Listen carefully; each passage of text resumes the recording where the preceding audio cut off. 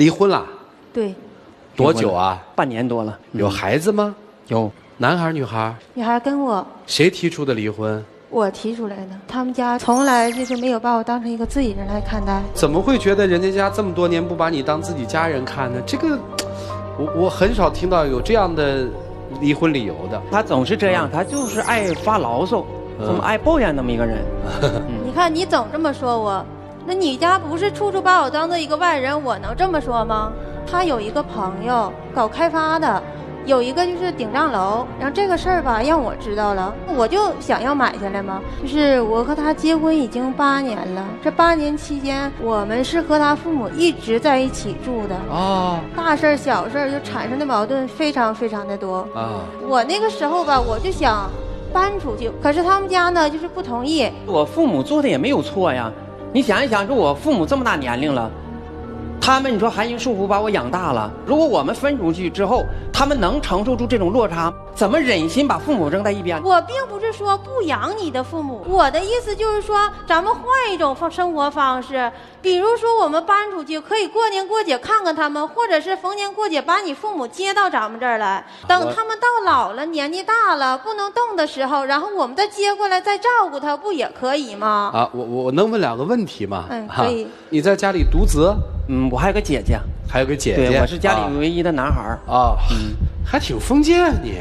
他确实就是这样。不搬出去住是因为说我们在经济上没条件搬出去呢，还是说就想跟父母住在一起？就是想孝顺父母。在结婚之前吧，他就说过说要和父母住在一起。当时吧，我就觉得说爱一个人，就是他的就是任何什么我都应该接受，所以说吧，我就答应了。为什么婚后又想往出搬呢？生活时间久了，这矛盾越来越多。都有什么样的矛盾？比如说我在他们家根本就是任何的权利都没有，酸奶买多了，他们家都得数落我说你买那么多喝得了吗？我爸妈有错吗？你想一想，他们这个年纪人，他们就是以节俭为主，他也是想让我们过上好日子，不想让我们铺张浪费啊。我没有说你爸妈错，他们节俭是好的，所以说这就是2代人之间的代沟嘛。你们这个钱怎么管啊？工资卡都归他给我管理，然后每个月他就是定期给我点钱，然后工资卡归他，对，放到我这儿。对，我寄个快递，我都不敢寄到我自己家，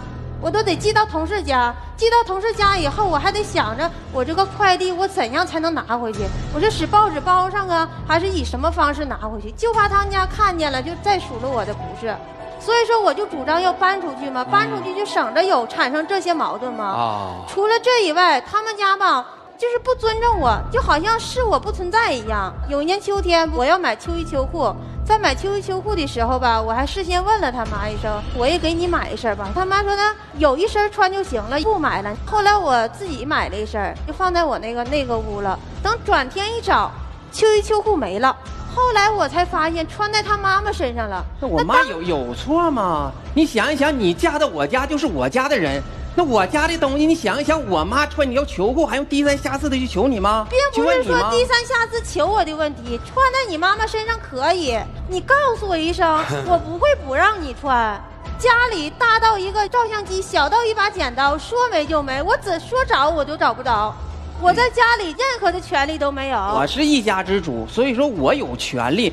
那么想一想，就我有支配权。再说我借样东西，你说也不是外人，你说我还用征求他的意见吗？那什么叫一家之主？那我不是你的妻子吗？那我是什么人呢？难道我是个外人？这不是还是处处把我当做一个外人来看待吗？那你们离婚是怎么离的呀？离婚就是因为一套拆迁房嘛。我和他就是原先不提出买房子那件事嘛，他们家不同意。他还说我父母这么照顾孩子这么不容易，你还不知道感恩，净挑刺儿。我感觉就是这么回事。你想想，他一点都不学会感恩，下班回来吃现成的饭，孩子有人照顾，你说你一点不感恩，总说这是那，我感觉他就是个白眼狼。我怎么觉得你像白眼狼啊，兄弟？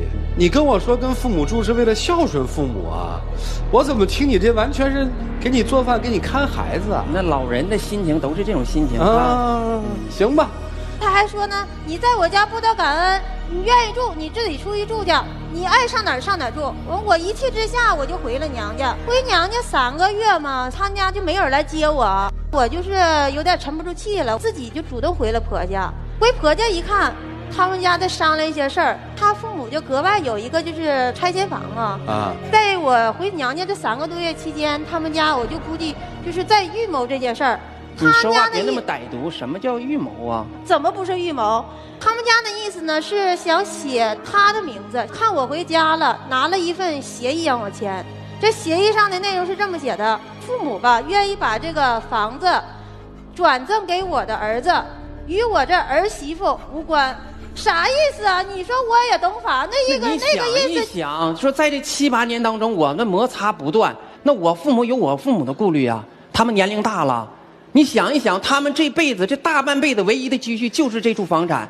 你想一想，能因为我们俩的婚姻破裂，把这房产分给你一个外人吗？什么叫外人？你看你处处把我当做一个外人来看待吗？然后我一气之下，我就提出了离婚。当时他们家就是马上就同意了。你连家你都不顾全大局，连孩子你都不想要。你说你提出离婚，那你想一想，那我可能也是一时之气，我也很我当时不是生气吗？生气就是处处你们提防着我，好像我嫁给你就是图于你家的那些财产似的。那当时图于你家财产的时候，我为什么还要想着从娘家借点钱，要想着以住房公积金再贷点款要买房呢？你嫁给我那天，你是我的老婆了，你就应该顺从我，我说啥你就得听点就完事了。那你是什么意思？那我是啥呀？你总是感觉他理解的有点偏激点了。你想复婚吗？想复婚，因为我想让孩子有个完整的家吧。孩子的内心这压力也是非常大的。这孩子跟谁呀？现在跟他妈妈。人家没有不要孩子呀。当时他就为了争取这个，说必须孩子归他，那我寻思归他就归他吧。我家也是个女儿，因为女儿吧跟他妈妈的关系吧感情非常的深。哎，都是女儿跟爹的感情深，没听说过女儿跟妈的感情深呢。特想要个儿子传宗接代吧？想要吗？也有这想法。症结在这儿吧？你今天是真想跟他复婚吗？对，我诚心诚意的想和他复婚。为什么呢？我感觉这段时间他离开这家之后，我也感觉到他对这个家庭来说，真是也是不可缺少的一部分。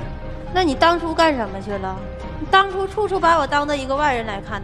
就拿开家庭会议来说，每次开家庭会议，你们家都得背着我，甚至说，告诉我，哎，小梅，你出去一下，我们家商量点事儿。什么意思啊？他总是这么想，他总是这么理解。是还是不是吧？这不是家庭会议啊，是什么事儿？因为那就是我爸爸妈妈在家我坐在一起，有时是我姐姐家的一些私人事。你想一想，跟他也没有啥大关系。如果我感觉他听不听无所谓，也没有啥发言权呢。什么叫你姐家的事儿？那我嫁到你家，你姐不是我姐吗？就有一次我说开家庭会议，就让我听听呗。他说你真拿自己当回事儿了？就是这么回事啊！你没有啥权利。再说不说，咱说话掷地有声吧。我口误。您说的是他在你们家不可或缺啊？怎么又变了？我感觉到他到底是不可或缺还是可有可无啊？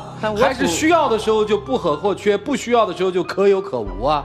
但是我主要就考虑到什么呢？因为这件事吧不涉及到我们俩，所以说感觉吧。怎么不设计啊？你尊重他吗？而且呢，他从来不顾及我的感受，从来不考虑我是怎么想的。就是以前吧，我们买了一个弹簧床嘛，这个弹簧床买的时候吧，他们家就百般阻挠，我自己就是一个月就是少花点，这不攒了些钱嘛，攒了几千块钱，我就买了。他们家亲属来串门，带着小孩，特别爱上我们那玩，把屋子里弄得乱七八糟不说，他就把我这个弹簧床当做一个玩具来玩，就当做蹦蹦床，弹簧都蹦坏了，你说能不叫人心疼吗？你这就小题大做，有啥大惊小怪的？再说是我表姐家孩子，也不是外人。我跟他都反复说过多少回了，然后他就是不听我的。后来呢，就是说我没有办法了，我只有用把这门锁上。但是就这种做法是我最不理解的。你把门锁上，我表姐再来，她会有什么感受？亲情都没有了。你考虑过我的感受吗？你当着很多人的面前说我，你真拿自己当根葱了？你真拿自己当这个家的女主人了？那我不是这个家女主人，我是什么呀？我是你娶回来家的工具呀，只是生孩子的工具吗？我认为你爱一个人就应该爱屋及乌，你应该接受我所有，哪怕是缺点。那你接受他的缺点吗？说实话，我听不下去了。我怎么觉得特别像我看电影的时候，就是那个解放前的那个啊，老师们给说，我已经快咽气了。对啊，就真受不了了。我现在可以感受到这8年来您是多么的不容易啊！别闹给我打板啊！公公来现场了，来，我们有请吧。您好，大叔。今天来拿话筒，目的是劝我儿媳妇和儿子复婚。你觉得他们离婚的原因是什么呀？我有一处老房子拆迁，因为他们这个小两口吧，在平时过日子当中，经常吵架。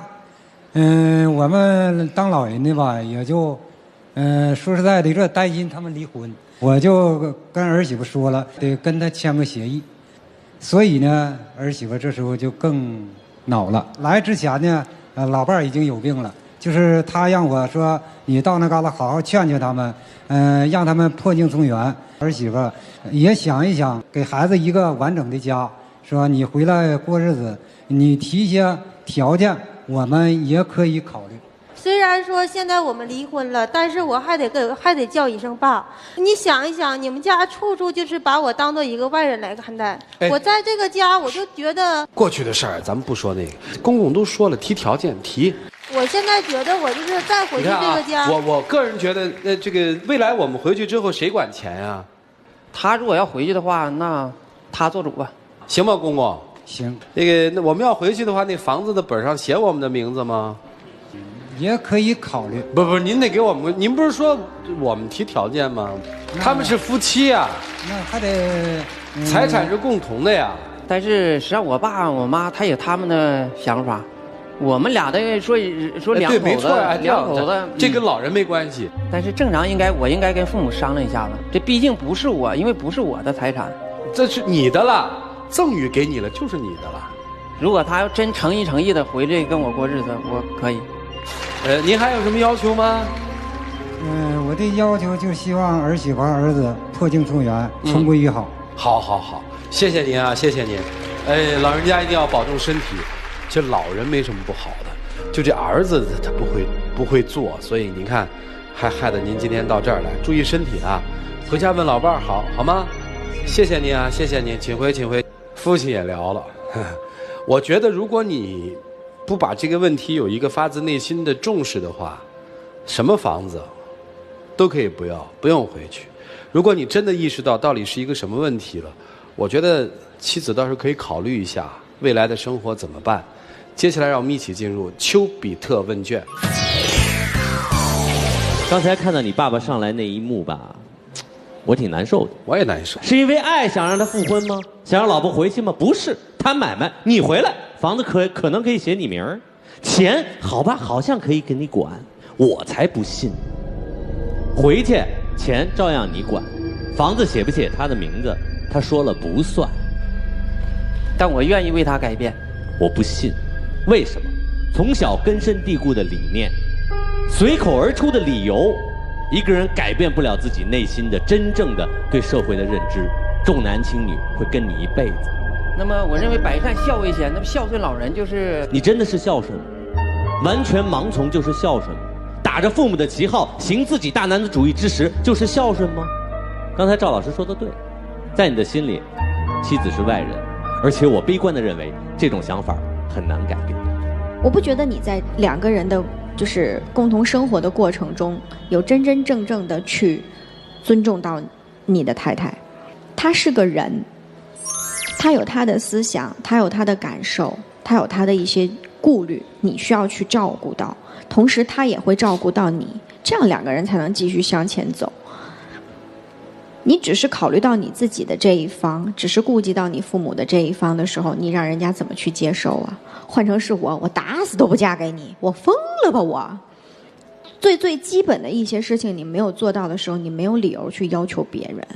我不想跟你谈个别地区的陋习，也不想说你的大男子主义，我只问你一句话：你爱这个女人吗？爱。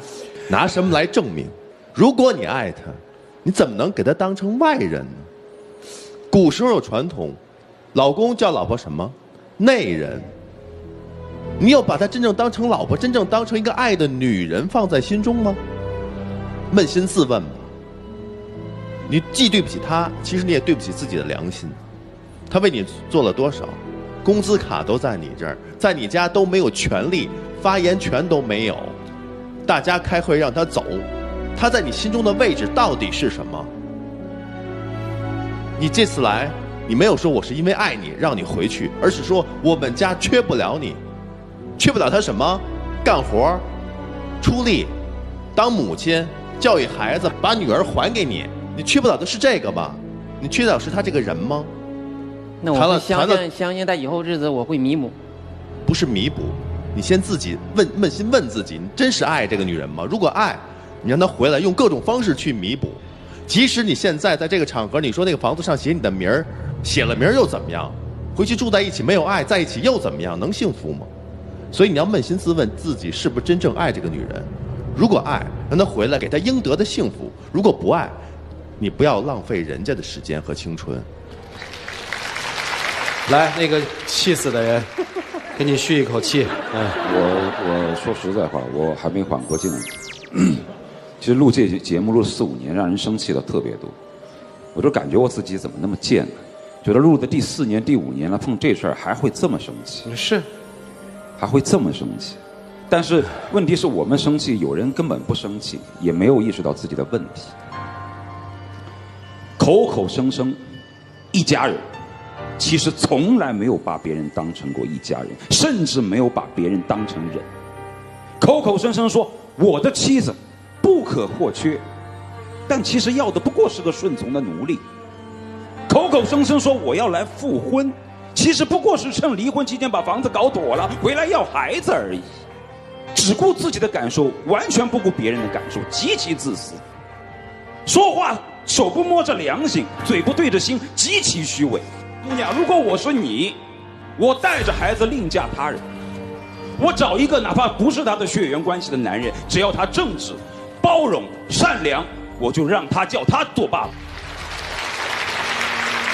我很久没有这么动真气了，你知道吧？但是今天实在是有点听不下来。你知道为什么吗？我觉得其实几位老师都提到一个词儿，就是我们有很长时间没有碰到这么不尊重别人的人了。那个川啊，我生怕看见待会儿呢这小子甜言蜜语2句，他待会儿又从那儿出来啊，我待会儿气得不行，我先退场。可以接受，可以接受，这是他的一种表态。我觉得大家最大的气愤，不是说你做错了什么，而是你用一种所谓正义的面具来做一些错事，这是最可怕的。等于这姑娘一说，我们应该有自己的这个居所，她来一个要有自己的居所，就是不孝。这就是大家为什么对你很气愤。但是我们又不能鼓励说，因为他这样了，他就走。说不好听的话，我他娘家人怎么办？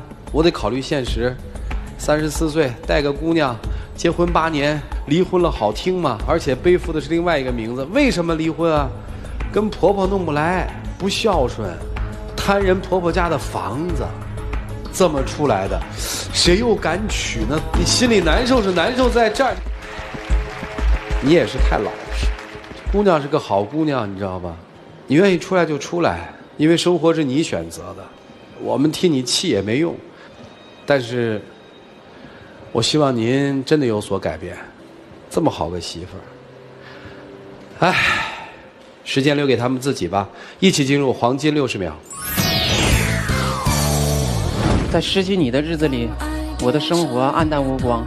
那么现在我真正的认识到自己的错误，我愿意为你改变所有。那么我也知道，说这些年你的出发点是好的，因为是你的爱，所以你才逆来顺受。那么现在我想说，我希望你能给我一次机会，希望给孩子一个家。老婆，回来吧。在这8年当中，我承受的太多太多，付出也太多太多。我害怕回去再过那种生活，我已经对你失去了信心。你相信我，相信我，用行动。虽然说人的一辈子有多长我不知道，但我希望在接下来的日子，我会用我的自己全部的爱去呵护你，去照顾你。两位交换吧。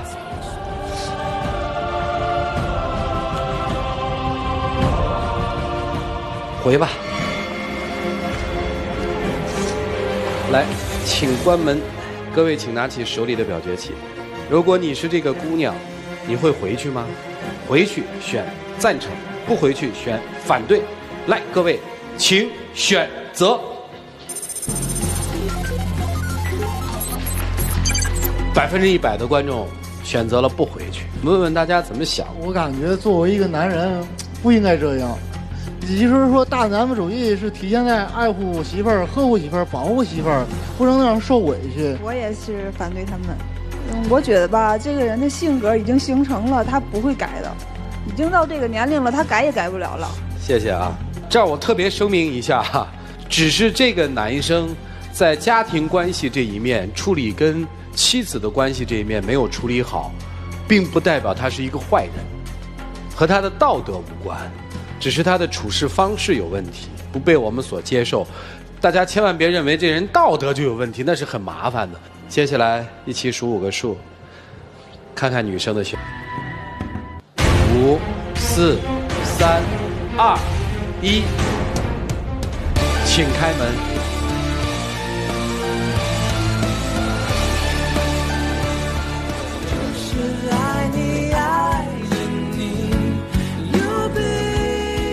我刚才说了，如果说有错误的话，你的错误来自于你没有很好的尊重你爱的人。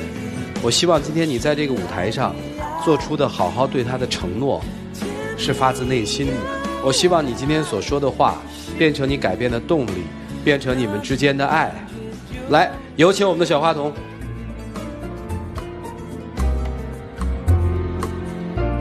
把这个戒指给叔叔，谢谢。谢谢，辛苦你。谢谢杰利亚为本节目嘉宾订婚提供的一个套装礼盒，希望你把这个礼盒送给你的爱人的时候，心里发自内心的在说，爱要有你才完美。我非常感谢主持人和在座的观众。那么实际上我来此行的目的就是啥呢？就是打开他的一个心结。我也想借助这个爱情保卫战这个平台，我做下承诺，看我的承诺用不付不付诸于行动上。其实他在我心里还是有一定的位置的。好，但是我也有一个唯一的要求，就是说，我们俩复婚以后，就是即使复婚了以后，我希望我们俩能够搬出去住。可以吗？可以，完全可以。好，接下来的时间留给你们自己。来，各位，请见证。那么此时此刻，我郑重其事地说，我愿意为你改变一切，我把所有的缺点全改正。相信我们的爱情一定会把这家营造得更加温馨。跪下。我希望你真的能够为我改变一切，然后在以后的生活当中，我希望你能够多站在我的角度上，公平地看待问题，多考虑考虑我内心的感受。我能做到，我认识到错了，谢谢你老婆。好，最后一个要求很简单，听其言观其行。麻烦你把妻子抱走。怎么了？你都要为他改变所有的错误了，抱他2步抱不动吗？背着我能抱住你？抱着，怎么抱不动呢？